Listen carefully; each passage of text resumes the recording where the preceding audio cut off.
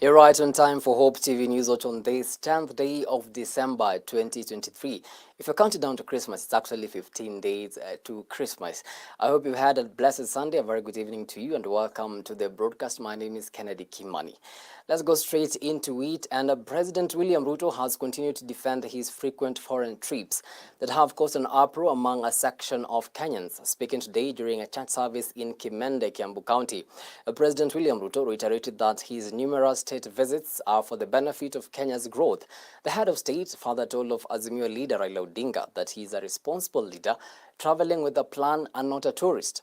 Our very own Alice Diana begins our bulletin with the following story. President William Ruto has fired back at opposition chief Raila Odinga following his criticism over his foreign trips. Raila recently criticized Ruto over his numerous foreign trips, terming the head of state as a globe-trotting leader, wasting away taxpayers' money at a time when the economy is weighed down. The Azimio leader pointed out that it is the responsibility of the government to create jobs in the country and not to go looking for them abroad. In his defense, President Ruto, who attended a church service in Larry constituency in Kiambu County, insisted that his overseas trips are aimed at benefiting the people of Kenya. He said the government is also exploring employment opportunities abroad to reduce unemployment in the country. Nilikuwa naona juzi kiongozi wa upinzani analalamika ati anasema huyu Ruto watu wengi sasa wanapelekwa nje kufanya kazi. Kwani alikuwa anataka wabaki hapa Kenya wakingojea nini? Si tulikubaliana kazi ni kazi? Na bado sasa amelalamika mapema. Bado watu watatoka Kenya hii waende wafanye kazi nje kwa maelfu. Nimekubaliana na Israel, kuna wale wanaenda Israel mwezi huu na mwezi ujao kufanya kazi. Kuna wale nimekubaliana na watu wa Ujerumani, kuna wale nimekubaliana na watu wa Marekani, kuna wale tumekubaliana na watu wa Saudia, kwa sababu tunataka kuhakikisha ya kwamba hii Kenya kila mtu, vijana wetu wengi wanapata mahali ya kujishikilia, wanapata mahali ya mapato. He stated that this will further improve Kenya's economy, which he pointed out is currently stabilizing. And I committed myself, nilisema tunataka kuongeza ile pesa tunapata kwa ile remittance, ama pesa inatoka nje kwa Wakenya wanaofanya kazi nje, kutoka shilingi bilioni 4, mimi nataka tufike bilioni 10 kila mwaka. Pesa dola zinakuja Kenya, ndio tuweze kuendesha hii Kenya iweze kusonga mbele. Tumekubaliana? Leaders who accompanied Ruto called on fellow leaders to reduce political friction and let the government focus on its development plans. Your Excellency, ourselves, and I want to make this as an appeal even to all other counties. There is a lot of good work that is being done. There is a lot of effort, Your Excellency.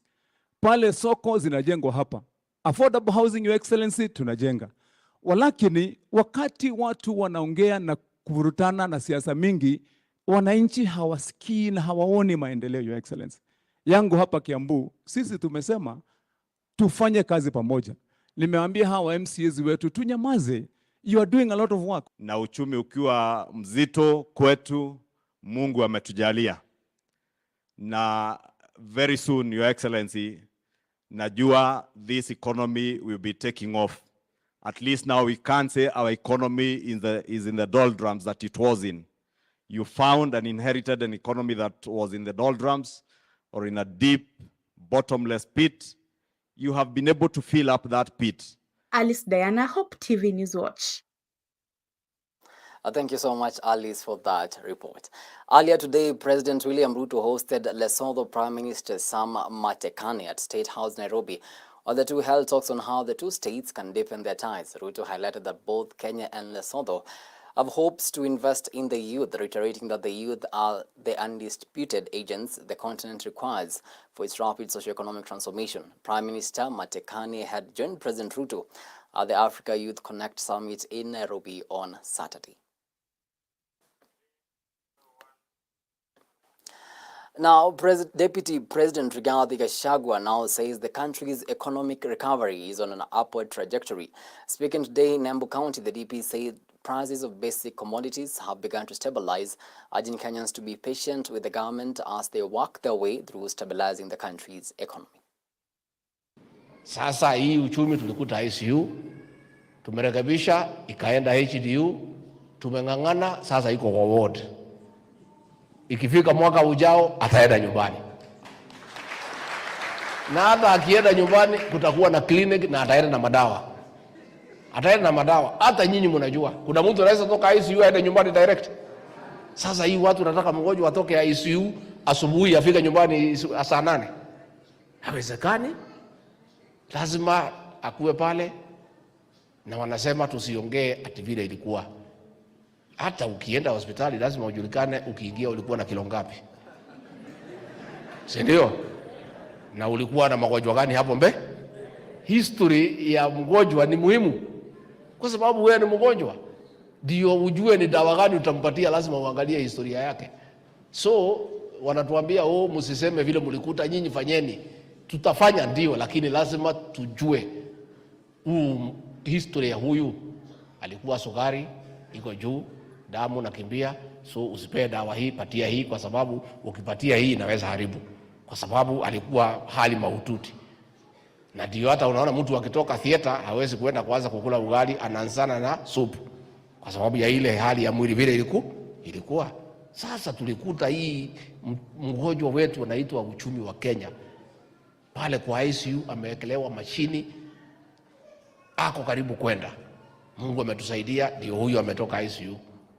HDU ametoka, ako pale ward. Sasa hata anatoka anaenda bathroom na kurudi, ameanza kuongeza uzito, ameanza kuwa na appetite. Si ataelekea nyumbani?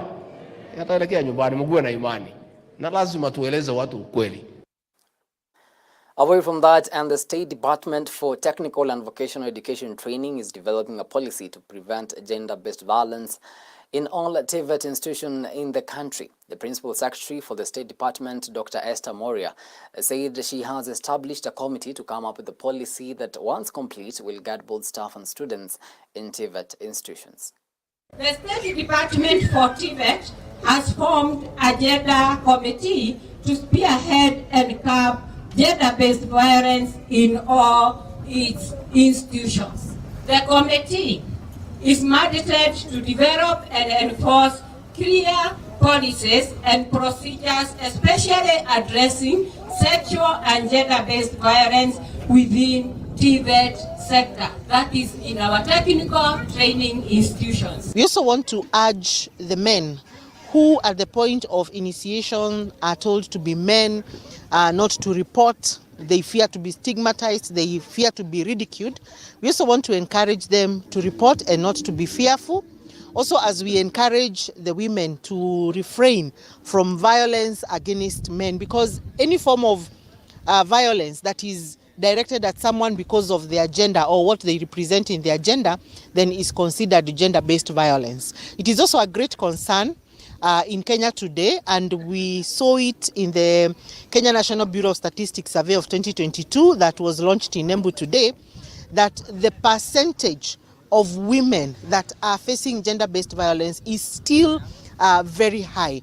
And we just want to urge all stakeholders, government included, to ensure that the mechanisms of reporting gender-based violence are so effective that anybody reporting gender-based violence receives justice.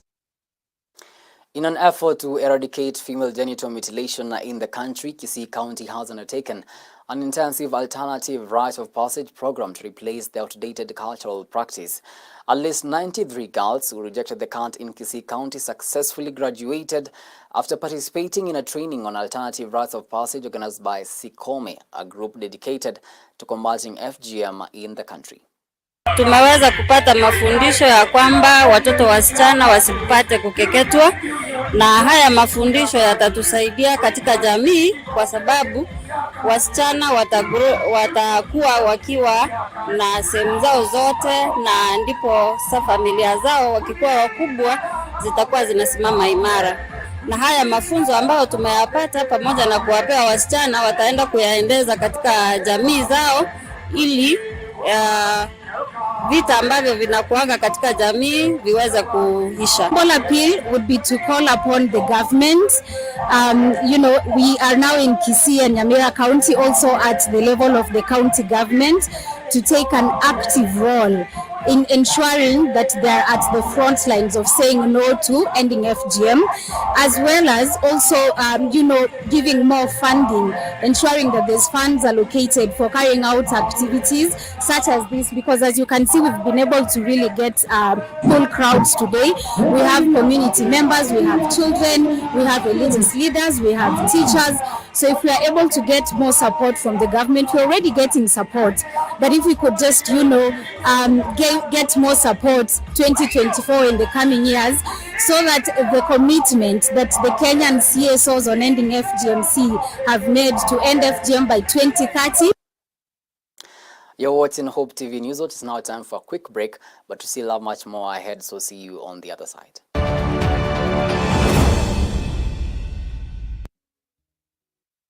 It's finally here. The breakfast show that will kickstart your morning with a message of hope, coupled up with wholesome music, and of course, captivating conversations that matter to you. We shall touch on topics on law, relationships, the Christian walk, and in addition, we will also be keeping you up to date with news and all the trending topics. Join me, Bishop Watare, and me, George Gishuru, every Monday to Friday from 7 a.m. to 9 a.m.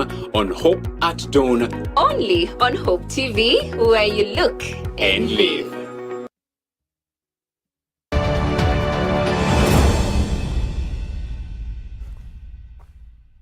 Welcome back. You're watching Hope TV Newswatch. Now, a non-government organization has partnered with some cooperative societies affiliated to Gusii Coffee Farmers Cooperative Union to boost coffee production and farmers' earnings. Rainforest Alliance Country Director Marion Duta says the NGO has launched Gusii Regenerative Agriculture Landscape Coffee Project so as to help certifying the coffee to meet the global standards. Gusii Regenerative Agriculture Landscapes project that aims at enhancing sustainable coffee production practices here in Gusii landscapes using integrated landscape management approach. We are targeting 10,000 farmers, and we hope that after 2 years we'll be able to utilize best practices and scale up this initiative in the larger parts of Gusii landscapes. Coffee is one of our prioritized crops in Nyamira County. We are revitalizing coffee, and especially now that we are coming up with the industrial park, our farmers are they are now assured of getting a market out there if they increase their production, get organized, and our coffee will get the market out there, and that is the business that Rainforest is coming to do with us. Now, it was pomp and color as Christ is the Answer Ministries Church Machakos celebrated its first anniversary today, which was presided over by Bishop Callisto Odede. Congregants streamed into the venue in their numbers, entering the sanctuary, which was filled with songs of celebration for the 1 year the ministry has been in existence, with the theme of the celebrations being God's faithfulness.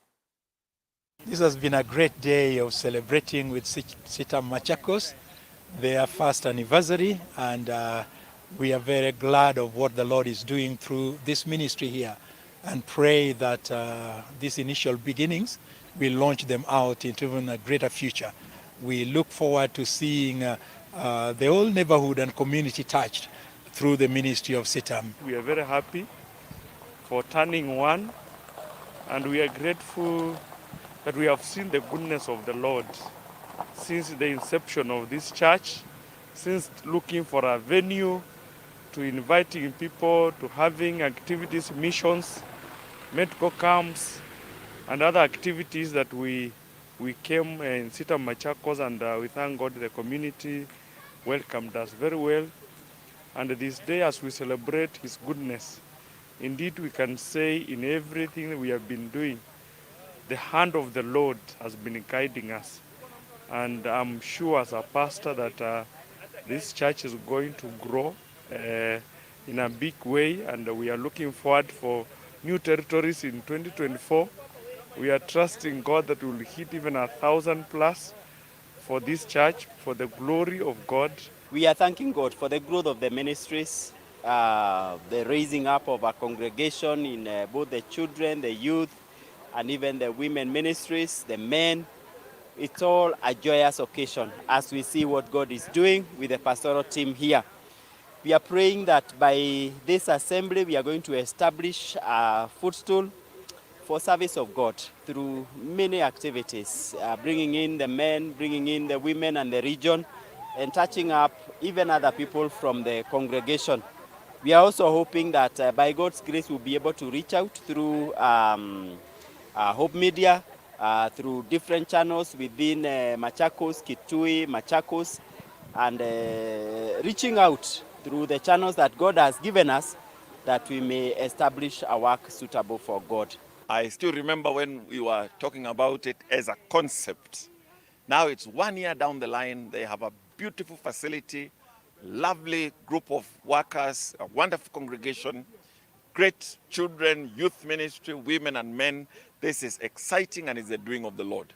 We are praying that they'll get their wonderful tent and sanctuary soon, and that the ministry here is going to continue to spread in this area of Konza, Machakos, and the entire area. As Southern Region leadership, we say our congratulations to Reverend Steve and the family and the team. Crossing borders now, and the war between Israel and Hamas is having a catastrophic impact on health in the Gaza Strip. This is according to the head of the World Health Organization, Tedros Adhanom, who has said that the fighting has killed at least 17,700 people in Gaza, mostly women and children.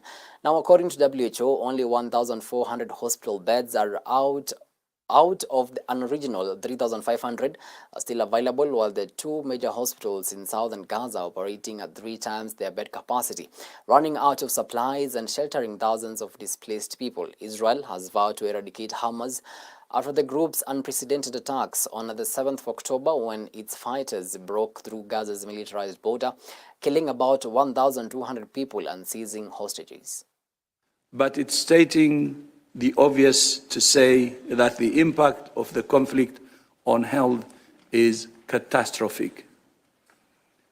More than 17,000 people are reported to have died in Gaza, including 7,000 children.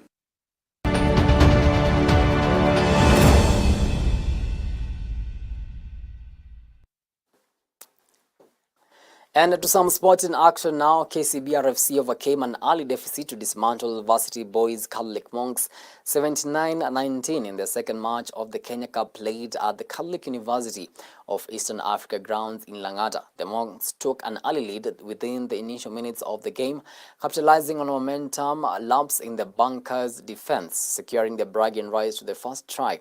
Despite the dominant performance, KCB was somewhat inefficient in try conversions during the second half, preventing them from securing the maximum points from the game. I think we still have a mixed feeling about the game. We started at a slow pace as we were able to pick up from the second half. It's the early stages of Kenya Cup. We'll keep on building because it's a matter of just getting the flair of the team going as a team. So we'll keep on working, still push our level, just see how good we can be before the end of the season. we've got a few guys who are coming in to play. There are young guys who are taking in from the under-19s. So it's a matter of also giving everybody an opportunity to play. We still have some of our seniors who are still recovering from the knocks they got from the first game. So it's a matter of trying everybody at a position so to see how good we'll be to able to push through. Now, LeBron James was named the tournament's most valuable player as the Los Angeles Lakers beat Indiana Pacers 123-109 to win the inaugural NBA in-season tournament title. Anthony Davis contributed 41 points and added 20 rebounds, 5 assists and 4 blocks as the Lakers overcame the Pacers. LeBron James registered 24 points and 11 rebounds on a historic night for the 17-time NBA champions and now maiden in-season tournament winners. This year's in-season tournament is the first edition of its kind, with the final being the only game that doesn't count towards the regular season standings. After picking up the Premier League Manager of the Month award for November, Manchester United manager Erik ten Hag saw his side thrashed 3-0 at home by Bournemouth. The Dutchman was looking for the Red Devils to build on the momentum of the previous month, but the Cherries proved too good at Old Trafford, with Dominic Solanke, Marco Sensei and Philip Billing on the scoresheet.